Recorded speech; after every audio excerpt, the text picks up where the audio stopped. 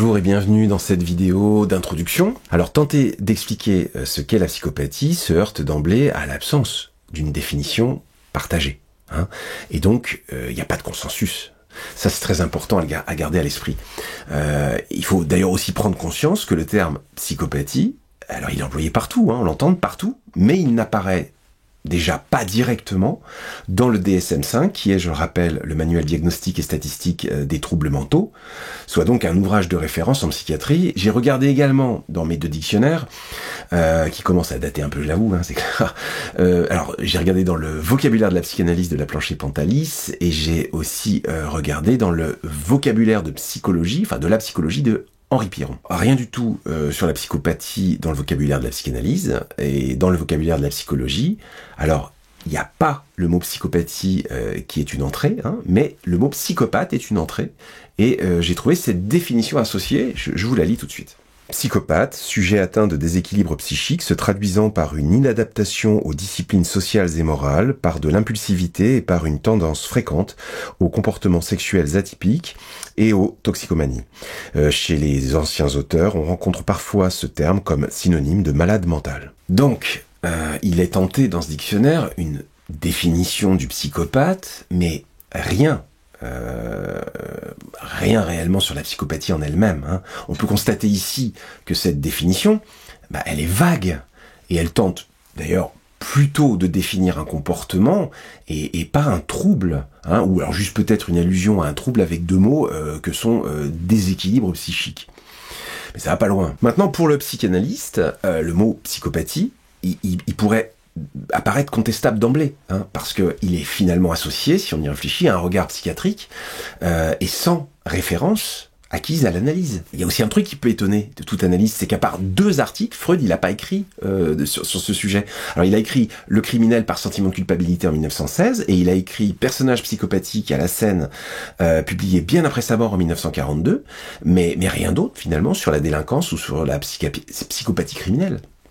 Alors, il y a des raisons à ça, et l'une qui me vient à l'esprit, alors spéculation, ça me paraît être le manque de parole, parce que comment analyser ce qui n'est pas dit? Il y a très peu d'analystes qui ont eu finalement accès aux paroles de ceux qui s'inscrivent dans la transgression des lois, et plus généralement on peut dire que les individus qui sont concernés par des traits de personnalité psychopathique, c'est pas les premiers à s'allonger sur le divan. On dit toujours que c'est les derniers, d'accord? Donc il y a un manque de parole du psychopathe sur le divan de l'analyste, même pour Freud à l'époque, il me semble.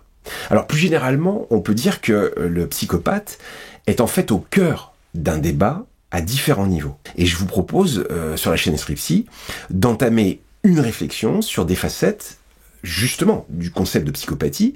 L'objectif, c'est de saisir un peu mieux les contours et les enjeux de ce qu'est la psychopathie et le psychopathe.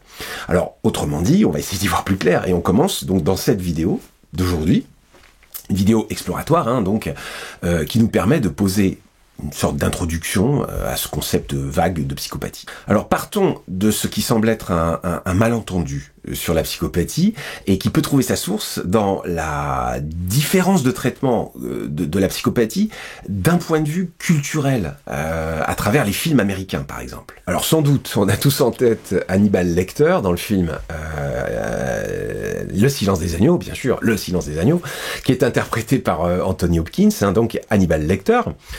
Il peut être considéré comme un archétype du psychopathe de fiction américaine. Alors, son intelligence est exceptionnelle, son charme raffiné, manipulation calculée, domination calculée, il illustre à lui tout seul tous les traits quasiment du psychopathe typique. Alors, il démontre une froideur émotionnelle et une absence totale de remords, même lorsqu'il commet des actes de cannibalisme, donc les meurtres, voilà. Alors, on peut citer aussi Patrick Bateman dans American Psycho. Il est interprété par Christian Bale. Alors, Patrick Bateman est un exemple fictionnel américain du psychopathe intégré, lui, dans le milieu social élevé. Il est manipulateur, insensible, déconnecté émotionnellement, et il affiche pourtant une façade de normalité. Ces meurtres révèlent à chaque fois son absence totale de remords, lui aussi, et son goût pour le contrôle, la domination. Alors on peut en trouver d'autres, car le cinéma américain en raffole des psychopathes dans ce genre-là. Alors du côté des films français, là oui aussi, il y a une fascination Une fascination qui s'exprime pour les personnages manipulateurs, toujours dénués d'empathie, des personnages qui orchestrent des plans alors machiavéliques et qui peuvent aller, oui, parfois, souvent, jusqu'au meurtre. Mais l'occurrence, pour ne pas dire l'obsession à mettre en scène des personnages psychopathes, tueurs en série, meurtriers récidivistes, calculateurs, eh bien, elle est bien moindre en France par rapport aux États-Unis. Si vous faites par exemple un petit sondage autour de vous et que vous demandez à vos amis ce qui leur vient à l'esprit quand vous mentionnez le mot psychopathe dans un film, alors il y a de grandes chances que ce soit des personnages de films américains et 9 fois sur 10, si vous faites l'expérience, ce sont des tueurs en série, des tueurs à gages ou des mafieux meurtriers bien sûr. Alors il y a des meurtres et quasiment toujours meurtres si on y réfléchit. Mais disons-le, tout net, les films américains dont nous sommes nourris, bien sûr, eh bien, ils ne représentent pas la psychopathie. Ce sont des caricatures. Eh bien oui, des représentations exagérées la plupart du temps. Alors, oui, il y a bien quelques psychopathes tueurs en série, oui, mais c'est pour des raisons bien précises. Et on mentionnera d'ailleurs ces raisons dans une vidéo qui s'intéressera à ces cas spécifiques de la psychopathie. Mais gardons bien à l'esprit aujourd'hui que l'immense fait psychopathique, il s'exerce au quotidien en dehors du meurtre. Ça veut dire qu'on croise très probablement et très régulièrement des personnalités psychopathiques sans pour autant être inquiétés par l'homicide, par le meurtre. En tout cas, ces films et ces récits américains, ils limitent, j'ai envie de dire, la compréhension que l'on pourrait avoir déjà de la psychopathie et du psychopathe en général. C'est d'abord, il faut savoir que la plupart des meurtres, ils sont perpétrés par des personnes non psychopathes. Oui, parce que n'oublions pas que le meurtre est majoritairement associé à une perte de contrôle des émotions. Et oui, alors que le meurtre prémédité, donc c'est-à-dire froid, il est rare. Il est très rare. Or, la violence psychopathique, elle est globalement pas synonyme du tout de meurtre, justement. C'est une violence plutôt instrumentale. C'est une violence liée à la recherche du pouvoir sur l'autre. Et elle peut s'exprimer, totalement, voire pleinement, disons, dans autre chose que le meurtre. Par exemple, il y a la délinquance, il y a la sexualité, il y a l'humiliation, il y a le harcèlement, il y a l'arnaque financière, l'escroquerie, la prise de risque extrême, les sports extrêmes du type suicidaire, il y a la conduite routière extrêmement dangereuse. Globalement, il y a tout ce qui est de tester, repousser les limites relationnelles, ou toutes les limites. Alors aux États-Unis donc, la psychopathie, elle est souvent associée à des comportements criminels et encore plus souvent à des comportements violents, parce que le psychopathe, il y est perçu comme une menace sociale majeure, on pourrait dire existentielle pour l'honnête citoyen.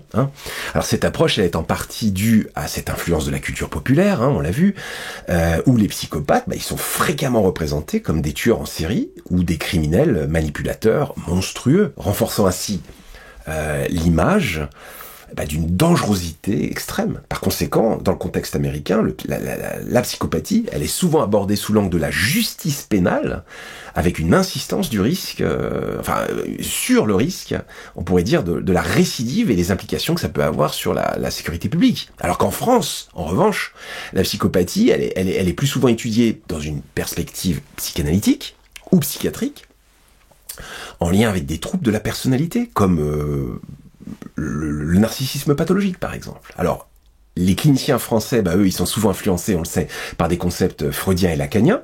Alors, ils mettent davantage, eux, l'accent sur des causes profondes et les troubles d'attachement à l'origine des comportements psychopathiques. Plutôt que de se concentrer sur la criminalité comme les Américains. Alors ici, la psychopathie, donc en France, elle peut être considérée comme un trouble plus subtil, sans lien systématique avec la notion de délinquance. Dans ce contexte, un individu peut avoir des traits psychopathiques et être vu en France, par rapport aux États-Unis, donc comme plus souvent socialement intégré. J'ai dit plus souvent, certes manipulateur, indifférent aux émotions des autres, oui, par exemple, mais sans nécessairement présenter une dangerosité flagrante pour la société. Alors, les différences culturelles se reflètent également, et je dirais même de manière flagrante, directement dans les outils d'évaluation, de diagnostic de la psychopathie. Si on prend l'échelle révisée de la psychopathie de Hare, l'acronyme c'est PCL-R. Cet acronyme il est gardé tel quel en psychologie et en psychiatrie afin de faciliter les références aux écrits académiques internationaux entre les chercheurs.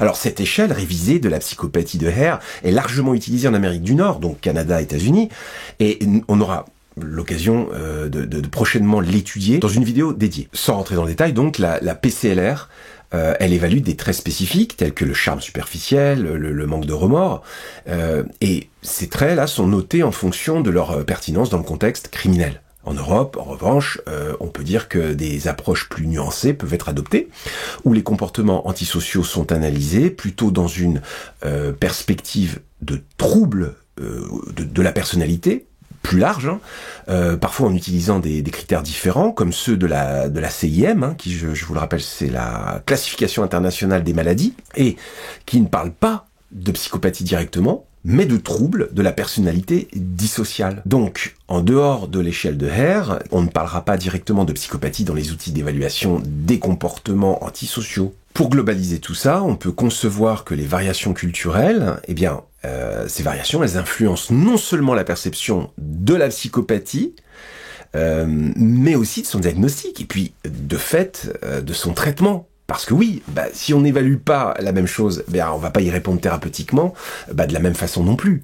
Et avec ça, on comprend déjà mieux pourquoi il est si difficile à ce jour de fixer une définition qu'on aimerait universelle, de la psychopathie, et puis du définition du psychopathe. Alors, nous concernant, bien sûr, on va pas rester bloqué à ce constat, et c'est à travers plusieurs autres vidéos qui arriveront bientôt sur Esprit Psy qu'on va tenter d'explorer ensemble la psychopathie dans plusieurs dimensions, tout en gardant à l'esprit les différences culturelles qu'on a déjà notées aujourd'hui. Alors, quelles sont les facettes qu'on va explorer ? Eh bien, par exemple, la symptomatologie et les critères diagnostiques de la psychopathie, des aspects neurobiologiques et cognitifs de la psychopathie, l'analyse différentielle de la psychopathie toujours, bien sûr, alors par rapport aux troubles de la personnalité antisociale, par rapport à la perversion, par rapport à la personnalité narcissique, par rapport à la personnalité borderline, ou encore par rapport à la psychose. On va aussi s'intéresser un peu à la perspective psychanalytique de la psychopathie. On a dit qu'on étudierait également, et précisément plutôt, l'échelle révisée de la psychopathie de Hare, et on réfléchira à des perspectives thérapeutiques. Voilà, il me reste juste maintenant à vous dire à bientôt.